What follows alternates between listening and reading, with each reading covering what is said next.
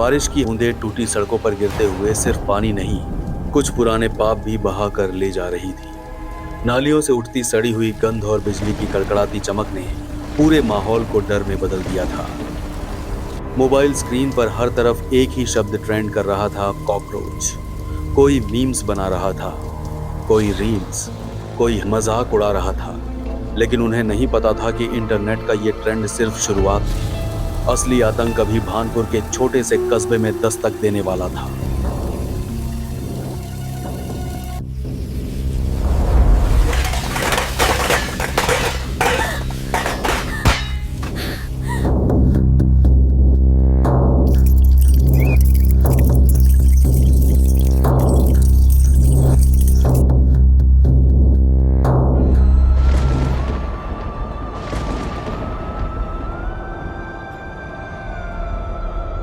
चेतावनी, यह एक काल्पनिक narrative experimental horror short film है। इस फिल्म का निर्माण हॉरर कंटेंट को एक नई पहचान, नया प्रस्तुतिकरण और अधिक विश्वसनीय अनुभव देने के उद्देश्य से किया गया है। फिल्म में दिखाए गए पात्र, घटनाएं, स्थान और परिस्थितियां पूरी तरह काल्पनिक हैं। इनका किसी जीवित या मृत व्यक्ति, संस्था अथवा वास्तविक घटना से कोई संबंध नहीं है। हालांकि कहानी के कुछ दृश्य, ध्वनियां और घटनाक्रम आपको असहज, विचलित या बेचैन कर सकते हैं। इसीलिए दर्शकों को सलाह दी जाती है कि वे इस फिल्म को अपने विवेक से देखें। और यदि आप कमजोर दिल के हैं तो शायद इसे रात में अकेले देखने की गलती न करें, क्योंकि कुछ कहानियां खत्म होने के बाद भी आपका पीछा नहीं छोड़ती और कुछ चीजें अंधेरे में आपका इंतजार करती रहती हैं। आज की कहानी सिर्फ एक कॉकरोच की नहीं है, यह उन आवाजों की कहानी है जिन्हें दबा दिया गया, उन चीखों की कहानी है जिन्हें दीवारों में चुनवा दिया गया, और उस बदले की कहानी जो कभी मरता नहीं। भानपुर के आखिरी छोर पर एक पुरानी जगह थी, शांति कॉलोनी। नाम सुनकर मन को सुकून मिलता है, लेकिन हकीकत कुछ और थी। टूटी दीवारें, गीली सीलन, अंधेरी गलियां और हर कोने में रेंगते कॉकरोच। लोकल लोग कहते थे, रात के बाद वहां इंसान नहीं, कुछ और चलता है।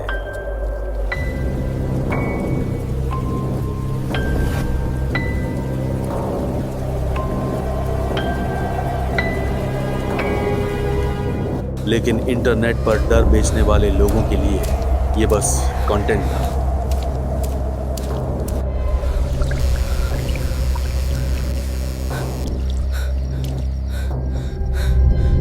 राघव शर्मा, एक स्ट्रगलिंग यूट्यूबर जो अपनी बाइक रोककर कॉलोनी के बाहर खड़ा था। उसके पास कैमरा था और चेहरे पर वही फेक कॉन्फिडेंस।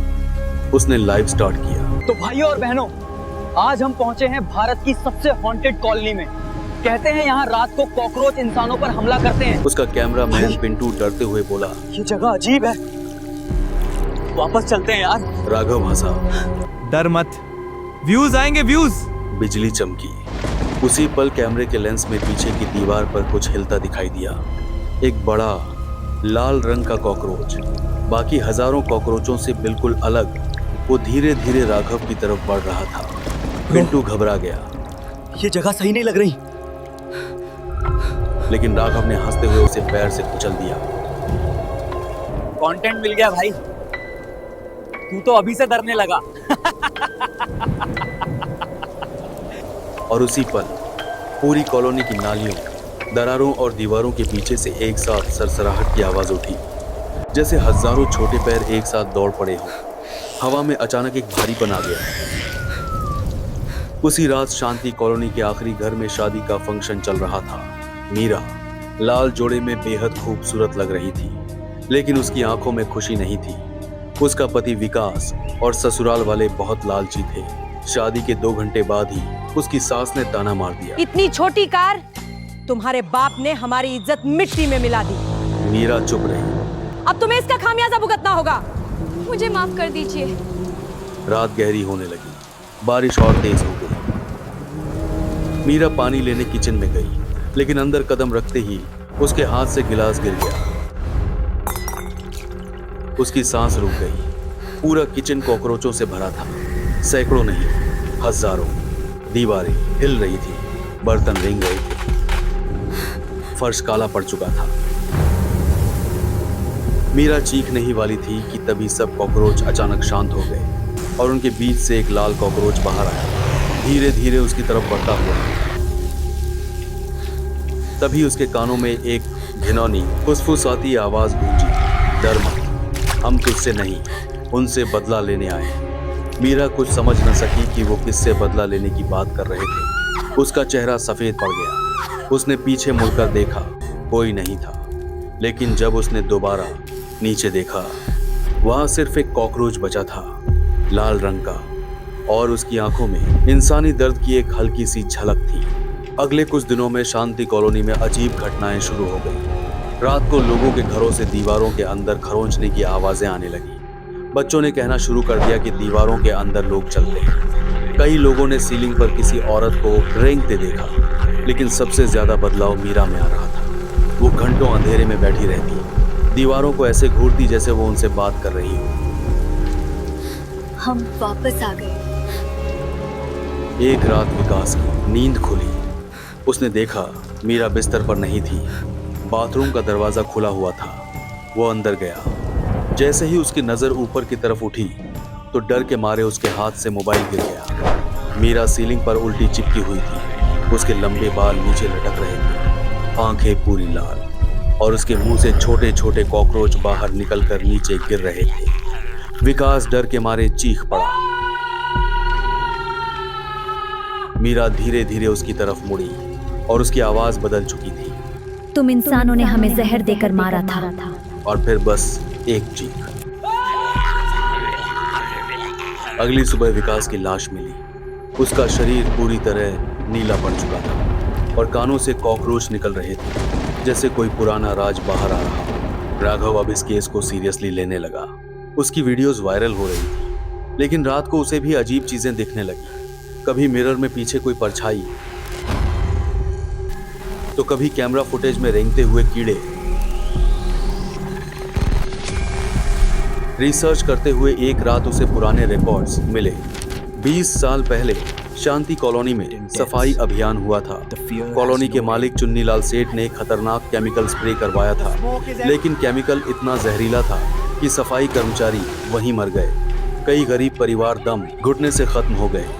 एक गर्भवती महिला जिंदा जल गई। और सबसे डरावनी बात, बॉडीज को ताज़ा सीमेंट से दीवारों में चुनवा दिया गया। और रही बात केस की, तो उसे पैसे देकर दबा दिया गया। राघव के हाथ कांपने लगे।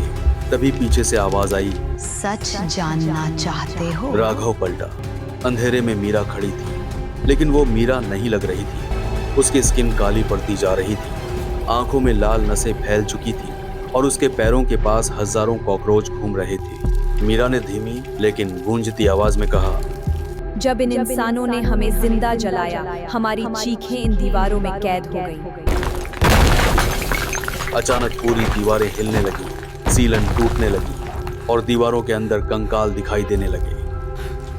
राघव की सांसें रुक गईं।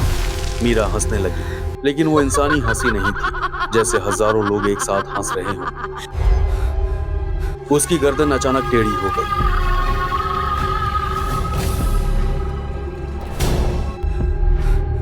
उसकी पीठ से अजीब सी आवाज आने लगी, जैसे मांस फटकर उसमें से कुछ बाहर आने की कोशिश कर रहा हो। और उसके बालों के अंदर हजारों कॉकरोच रेंगने लगे। राघव भागने लगा, लेकिन पूरी कॉलोनी बदल चुकी थी। हर घर के बाहर लोग खड़े थे। वो चुप थे, बिल्कुल चुप। उनकी आंखें लाल थी और सब एक साथ उसकी तरफ देखने लगे।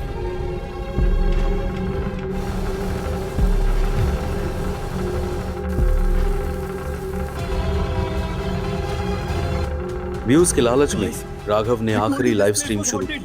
दोस्तों, अगर मैं आज बच गया तो वो अपनी बात पूरी कह पाता। तभी पीछे से आवाज आई, तू नहीं बचेगा। कमेंट सेक्शन भर गया, ब्रो रन, पीछे देख, ये प्रैंक नहीं है। राघव ने पीछे देखा। पूरी गली में हजारों कॉकरोच एक लहर की तरह उसकी तरफ आ रहे थे।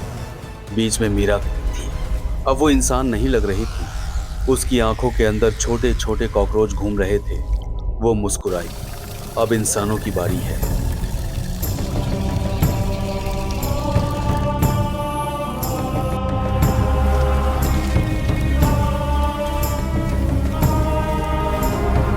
तभी चुन्नीलाल सेठ को कुछ भूतिया लोग घसीटते हुए बाहर लाए। वो रो रहा था, मुझे छोड़ दो, मैंने पैसे दे दिए थे। मीरा धीरे धीरे उसकी तरफ बढ़ी। बारिश तेज हो चुकी थी, बिजली चमकी और अगले ही पल लाखों कॉकरोच चुन्नीलाल के शरीर पर टूट पड़े। उसकी चीखें पूरी कॉलोनी में गूंजने लगी। स्किन फटने लगी, आंखें बाहर आने लगी।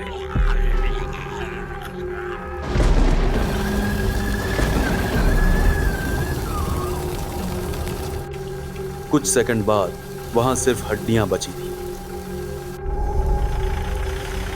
सुबह पुलिस कॉलोनी में पहुंची।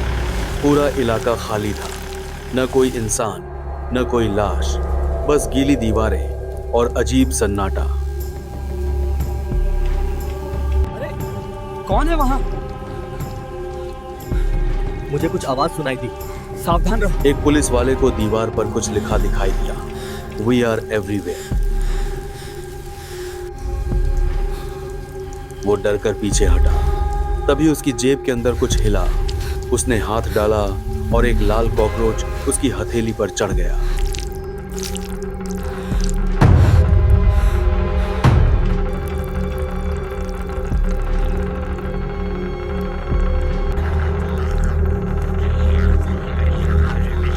उसकी आंखें धीरे धीरे लाल होने लगी और अब वो भी बन चुका था कॉकरोच।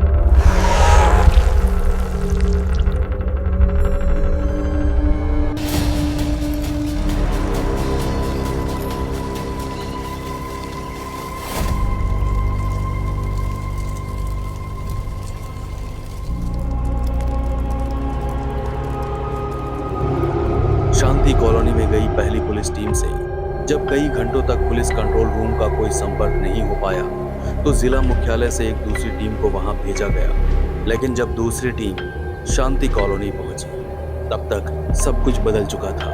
बारिश रुक चुकी थी, हवा भी शांत थी और पूरी कॉलोनी में ऐसा सन्नाटा पसरा हुआ था मानो वहां सदियों से कोई आया ही ना हो। न वहां कोई इंसान था, न कोई लाश, न कोई सबूत। और हैरानी की बात तो यह थी कि वहां एक भी कॉकरोच नहीं था।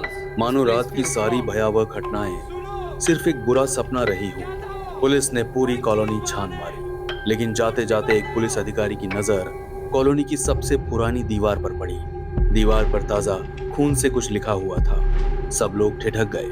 कांपते हाथों से टॉर्च की रोशनी उस दीवार पर डाली गई और वहां लिखा था, जब भी कोई ताकतवर किसी मजबूर, मासूम और कमजोर इंसान को दबाने की कोशिश करेगा, जब भी किसी बेगुनाह की चीखों को पैसों और ताकत के नीचे कुचल दिया जाएगा, जब भी अन्याय को न्याय से बड़ा समझा जाएगा और जब झूठ को ही सच बताकर भोली भाली जनता को मूर्ख बनाया जाएगा, उस दिन हम फिर लौटेंगे। कुछ क्षणों के लिए वहां मौजूद हर पुलिस वाले की सांसें थम गई। लेकिन अभी सबसे डरावनी बात बाकी थी। उस संदेश के ठीक नीचे खून से एक और पंक्ति लिखी हुई थी, राघव, और उसके नीचे लिखा था, एक कॉकरोच। उसी पल दूर कहीं अंधेरे में कुछ रेंगने की आवाज सुनाई दी। पुलिस वालों ने टॉर्च उस दिशा में घुमाई, लेकिन वहां कुछ नहीं था, सिर्फ अंधेरा और शायद हजारों लाल आंखें जो किसी नए अन्याय का इंतजार कर रही थी।